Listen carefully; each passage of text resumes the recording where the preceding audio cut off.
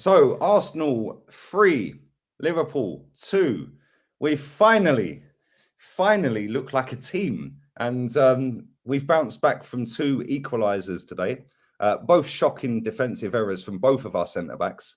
And eventually won the game. For me, it was chalk and cheese. I thought we fully deserved to win the game. But we've got Craig from ANFIELD Agenda on. His link will be in the title and the description as well. So make sure you follow him. Craig, how did you see the game today, mate? And I'm sure you're very disappointed.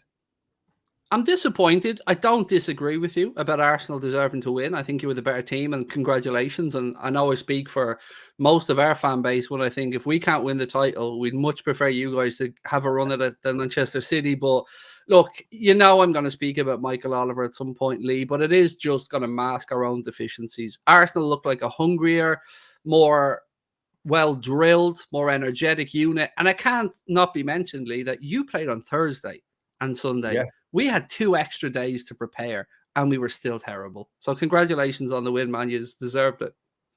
No, fair play. Listen, very humble as well. And I see a lot of, I had a lot of Liverpool fans in my chat saying, oh, we were lucky, VAR and refs and this and that. And it was also like kind of reminding me of Arsenal fans last season. Yeah, like blaming refs. And like, I know we just quickly spoke backstage and you said about the Diaz handball and then the Gabriel handball. And one, if not both, it's either one or the other. They're either both handballs or not. I don't think it was a penalty because he was so close. But having said that, I can see why if it was given, it would have been a penalty because your hand's up here. That's not a natural position. Your hand's supposed to be down here. Yeah, and I know that when you're running, you like, but not up here. I don't think that's the reason you lost the game, and then you just said the same. But I just thought that you looked just, I don't know, you just don't look like you've got any cohesion within the team this season. And you can't just blame that on one player, Mane, not being there. Like, you've got pretty much your same 11 from last season, and you just look so far off the pace, not even just against us, against Fulham, against like Brighton, against all the other teams you've played this season. Apart from Man City in the Community Shield, you've been really, really poor this season. We mentioned in the preview about Trent, he got hooked. Salah, he got hooked. Darwin scored, and we're having a bit of banter about that through text. But that guy was always offside. And, Firmino, I thought he came on and done all right. He got a goal, his customary goal. Jota, hooked. Matip, I'm shocked he took him off. Henderson, I'm surprised he stayed on the game. But where do you think it went wrong today? Because you can blame refs, you can blame individual players. But, like, obviously, Klopp, do you think he got it wrong? Or do you think collectively it just was a shambles? It's a tough one to get to the bottom of, Lee, because you're right. I'm not going to come on here and start blaming referees. I have my thoughts on that decision, but we were still second best around the park. Jurgen Klopp has this thing where he seems to almost have a hard-on for experience. And the players like Jordan Henderson and James Milner, who were his trusted lieutenants when he came into the club, but are no longer the players that they once were. He's shown faith in them. And you said there, mate, that Henderson finished that game today, and he took off Diogo Jota to bring on a right-sided player in Harvey Elliott. And he had Jordan Henderson at that time playing right side of a midfield because we switched to a 4-4-2, and he pulls off Jota, and we're chasing the game. I don't get it. I don't get some of his decision-making.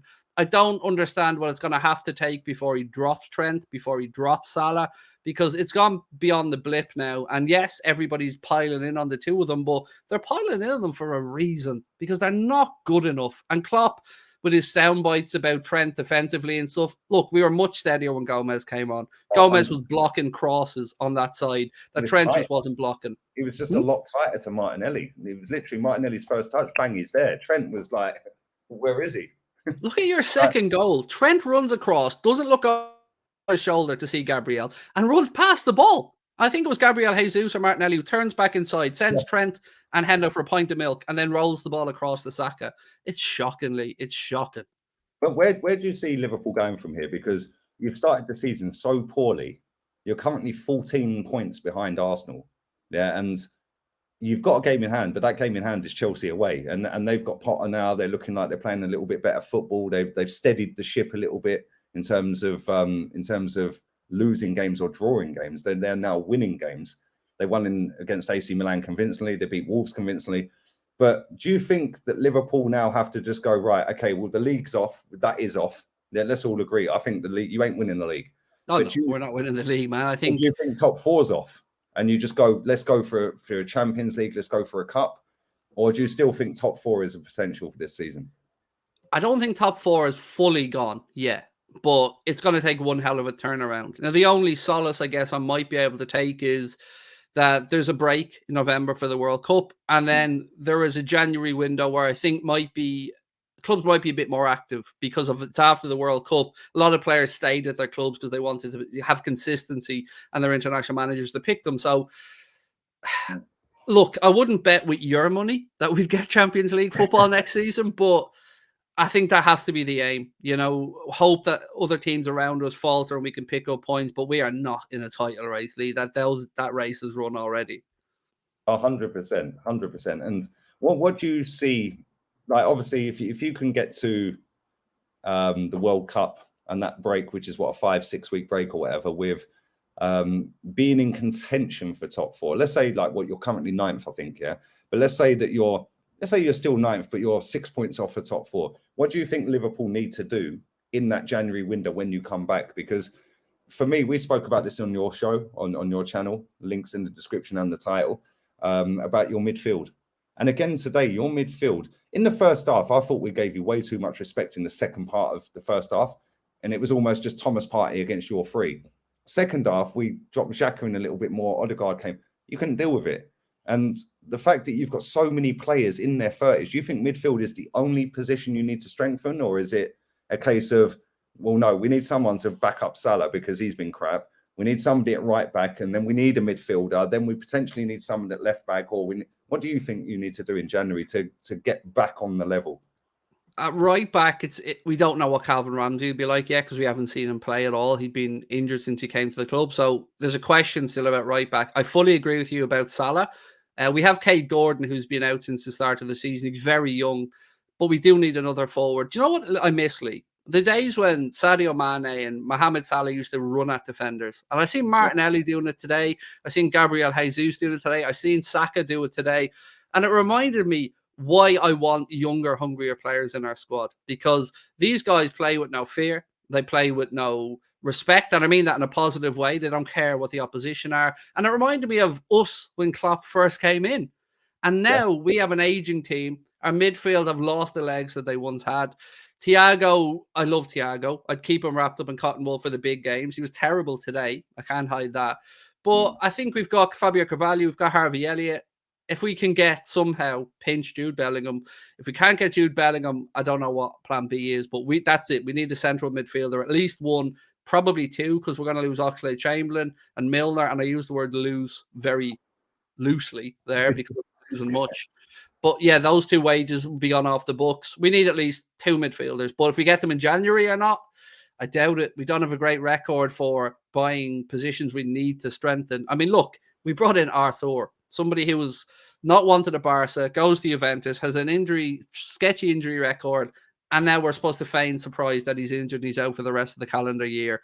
That's where we're at, Lee. Our owners are penny pinching, and you know only too well what that feels like about the Cronkies over the years as well. And unless you get your recruitment 100% spot on, you're going to be in trouble. And we're being found out at the minute. And I can't disguise it. We're being found out. And Klopp's first team is finished. He needs to start building a second.